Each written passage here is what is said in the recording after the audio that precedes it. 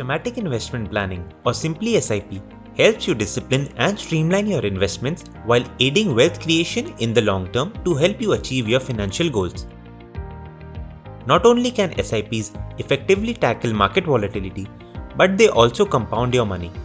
You earn interest on your previously earned interest. It's super simple to invest in a small case through SIPs. In case you want to start SIP with a new small case, go to the Discover page and find the right small case for yourself. You can use Find Your Small Case or just apply filters to do the same. Click on Invest Now to invest in the small case, and you can choose to start SIP right while you place the order. To start SIP in an already invested small case, just go to the Investments page, click on the small case and hit Start SIP at the bottom. If your minimum investment amount for the particular small case is above Rs 50,000, you can start the SIP from the order completion screen or just go to the Investments page.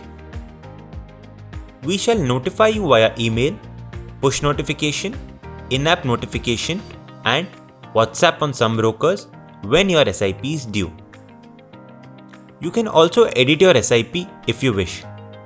Just go to the particular small case and click on Edit SIP. You can change the amount, frequency, and the next date when your SIP should be due. SIPs are greatly preferred due to rupee cost averaging.